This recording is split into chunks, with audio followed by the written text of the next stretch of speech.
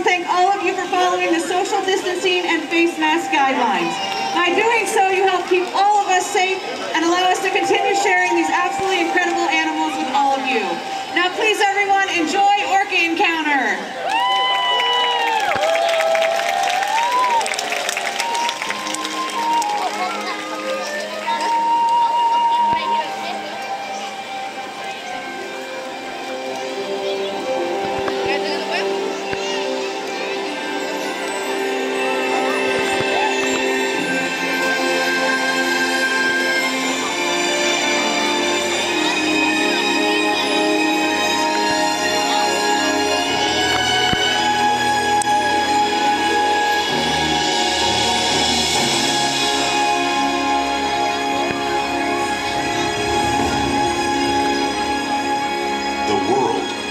One interconnected ocean, a vast blue expanse critical to life on Earth. And there's no better animal to represent the story of the ocean with all its splendor and uncertainty than the killer whale, or as it's scientifically known, the Orcinus orca.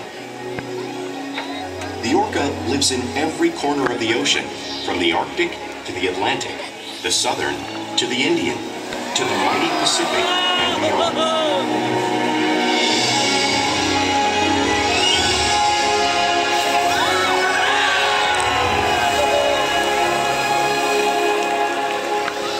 This whale's story is the ocean's story, and it is one we all share.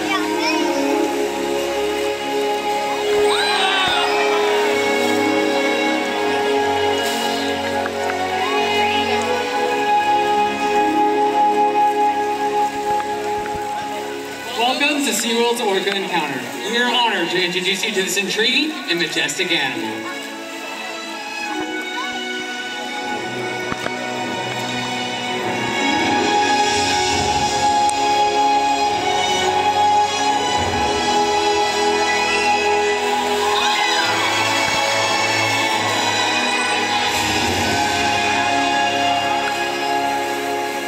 There's nothing like seeing killer whales up close and learning about them and their natural behavior.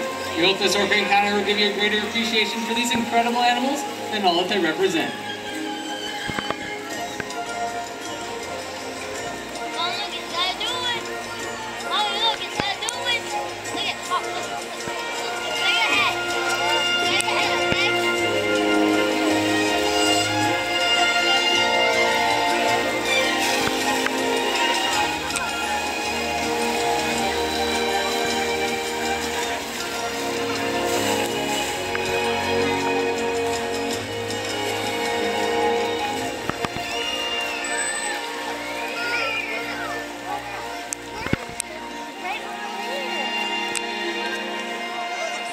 While they are found in every ocean, orcas living off the coast of Iceland are quite different than those near Costa Rica. In fact, there are at least 10 types, or ecotypes, of killer whales. An ecotype describes the differences between killer whales' size, physical form, prey, social structure, and habitat. As you can see, the differences are subtle, but noticeable when compared side by side. Orcas are adapted perfectly to their environments. And even the whale's black and white coloration has a purpose. It camouflages the outline of their bodies in the water, making it easier for them to surprise and catch their prey.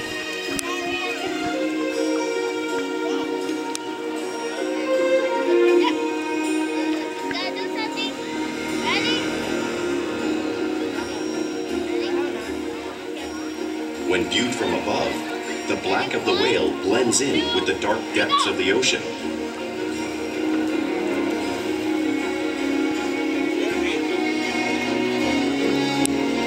When viewed from below, the orca's white bellies match the brighter surface of the water, blending with the light above, giving them the perfect camouflage.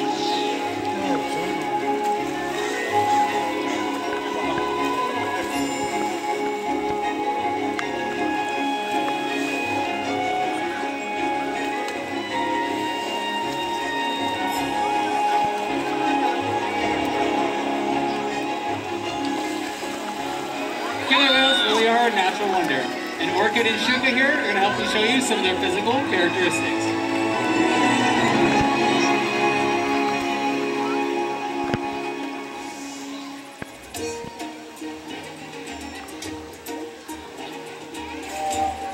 Their blowhole is perfectly designed for getting a quick breath of air at the surface of the water. Even the location of their eyes works to their advantage. They may look like they're in that white oval eye patch, but that's a visual distraction. They're actually located just in front, camouflaged from thrashing prey.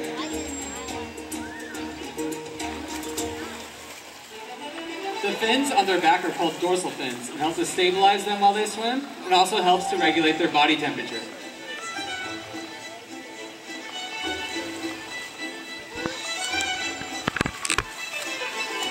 The flippers on either side of the whale are called pectoral flippers and are mainly used for steering and stopping. They contain 5 bony digits inside, just like our human hand.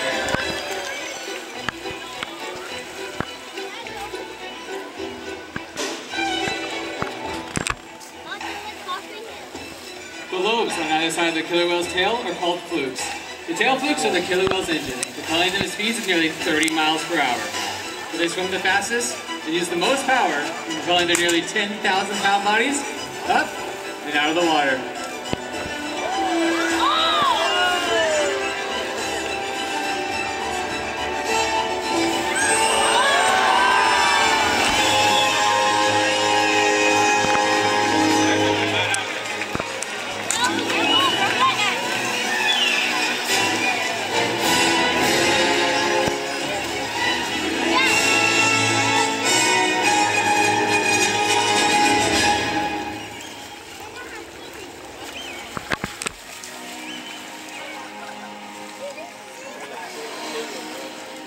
Killer whales are highly social animals with a well-defined social structure.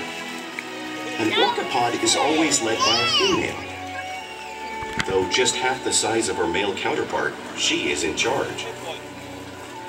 It's all about attitude, not size. Because they live and work as a group, orcas need to communicate with sounds and body language. Orcas use clicks for echolocation or navigation.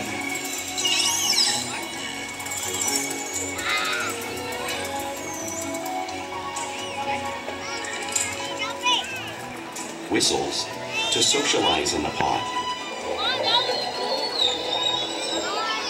And calls for group coordination and hunting.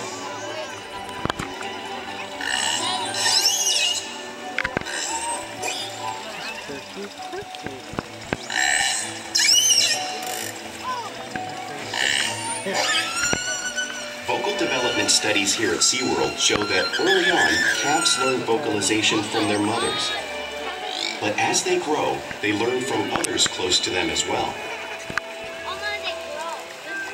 This is a bottlenose dolphin call that Shouka learned and even taught other killer whales here at SeaWorld. In fact, orcas are the largest members of the dolphin family.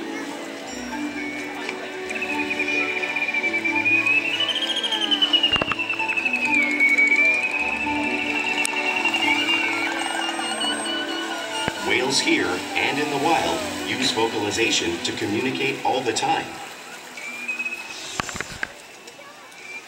Like all animals, killer whales use body language as part of their communication. Pectoral slaps are used to get noticed or to show dominance. For example, a mother may use a pec slap to get her calf's attention.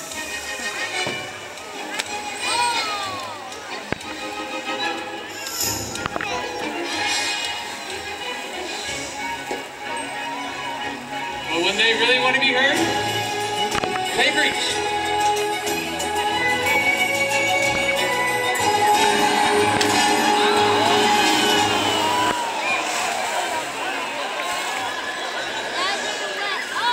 Spy hopping is how killer whales coordinate and get a better view of their surroundings while they hunt.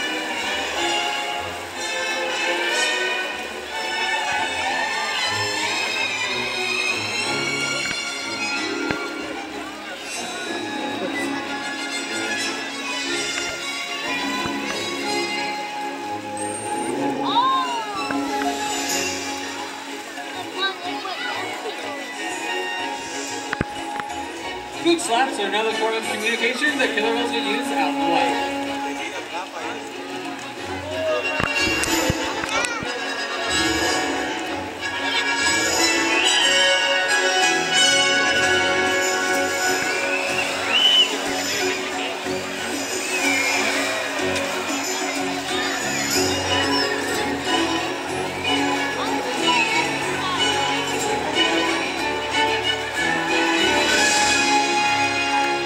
Killer whales are great communicators, so it's no surprise that they're the top of the ocean's food chain.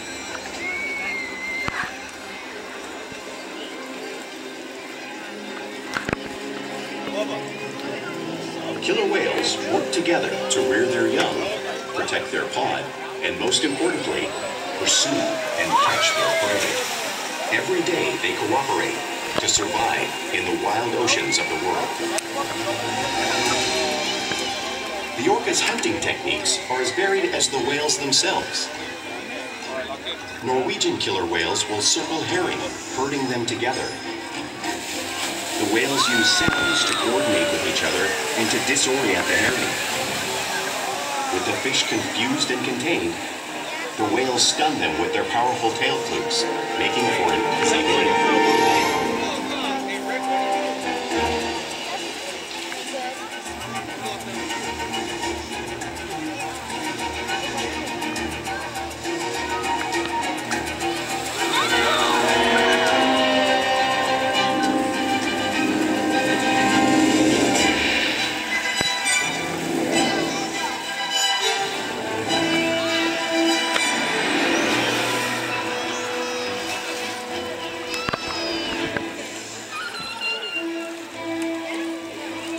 Whales in the southern hemisphere will capture sea lions by pulling them right off the beach. Watch as Corky shows you a similar movement right here in front of all of you.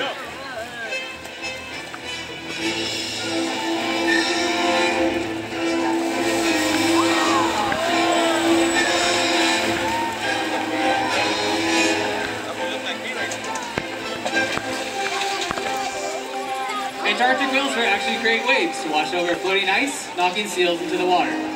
Ikaika is going to show you a similar wave-making technique, demonstrating one of the many complex and impressive hunting abilities developed by killer whales all around the world.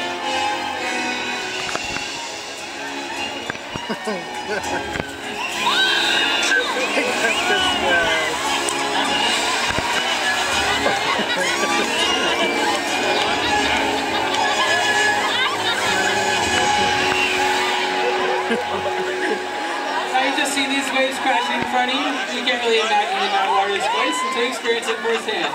Luckily, you all have now had the opportunity to experience the power of the killer whale's tail fluke and this 55-degree salt water.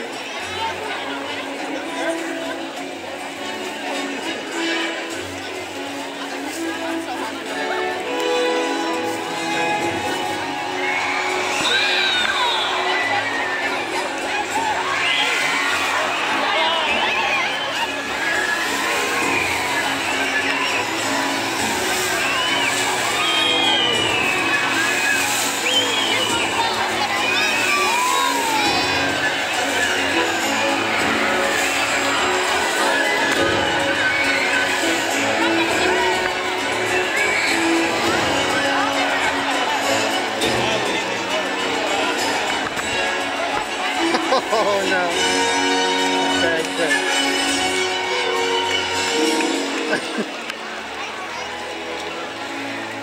Oh. Oops. Because killer whales live in every ocean, it is no surprise that they eat all types of prey, including other whales. The blue whale coming up on the screen is the largest animal on Earth. It is 5 times longer and 50 times heavier than a whale like Makani. So how does a whale this size prey on a whale that size out in the ocean? Well, it's only possible because killer whales are the ultimate team players.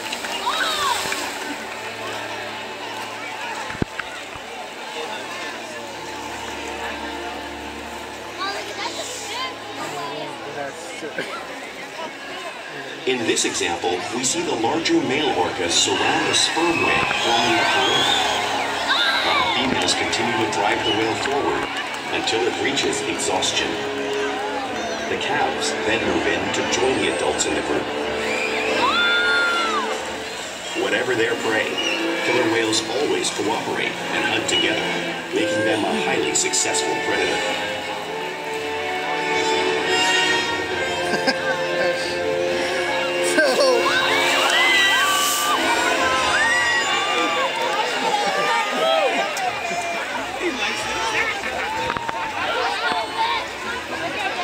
Play is an important part of everyday life for a killer whale. It's how they teach their young to hunt and practice their skills as they grow.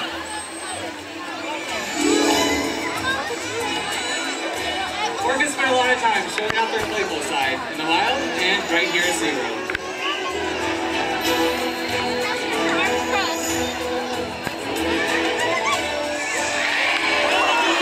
Hope to see is when whales swim fast at the surface, breaking out of the water briefly.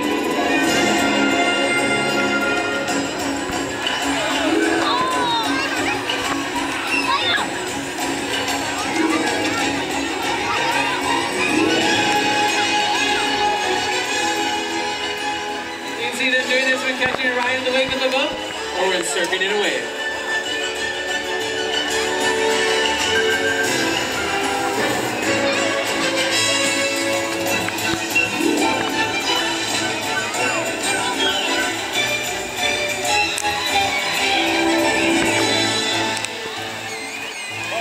Orcas like to be touched or rub their bodies on rocks when they can.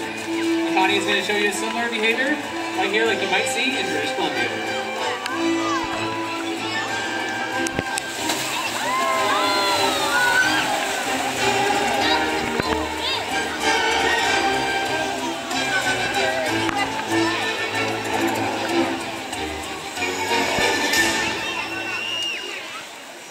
You'll also see whales imitating each other in the wild. You see it here at SeaWorld all the time. The whales are constantly mimicking and learning from one another.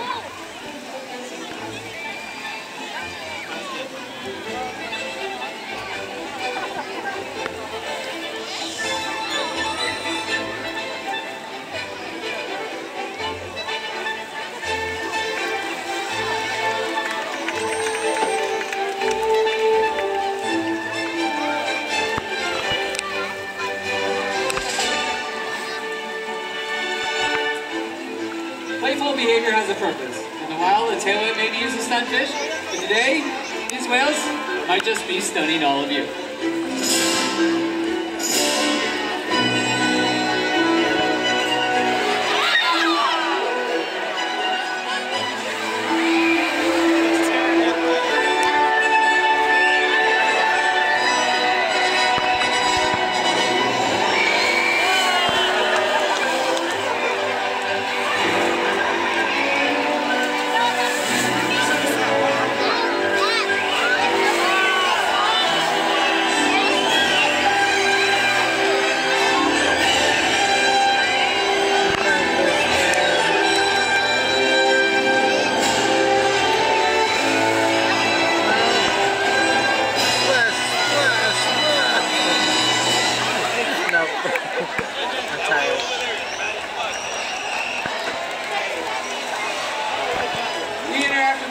All day, every day. Allows us to share and trusted relationships, provide optimal health care, research, and quality of life. All the whales here play an active part in their own health and well-being.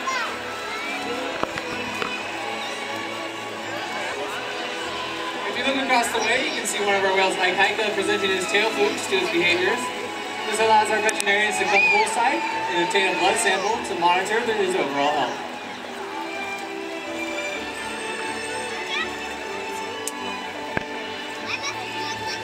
We'll also slide up on a scale, like you see Orchid doing in this video. We weigh our whales every week to make sure our adult whales are staying healthy and their younger ones are growing properly.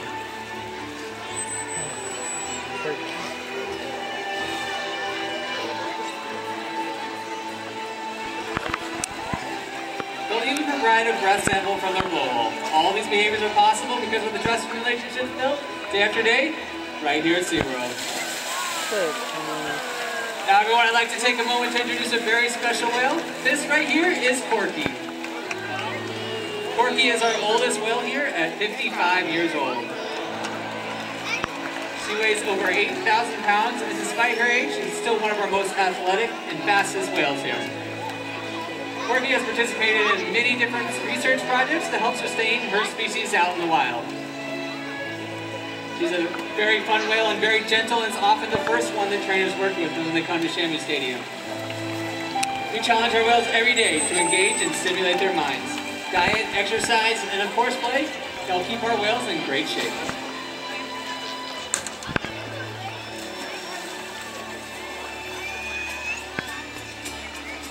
The whales here at SeaWorld have helped killer whales in the wild by participating in many research studies. One ongoing study monitors the whale's heart rate and breathing to understand how marine noise pollution from ship engines and other sources affect wild populations. In another study, scientists from NOAA, the National Oceanic and Atmospheric Administration, took measurements of the killer whales living here, including pregnant whales. By comparing these measurements with drone footage of killer whales in the wild, scientists are able to monitor the wild population's nutritional and reproductive states. Other research has been done here at SeaWorld on the mother whale's milk composition. This research will help create an effective model to understand how toxins in the ocean impact wild killer whales and their milk supply. What we learn from the whales in our care every day is actively helping whales in the wild survive. And just by being here today, you've supported our rescue, research, and conservation efforts all around the world. If we work together, like the killer whale, we can protect the future of the Orcinus orca and this beautiful planet that we all share.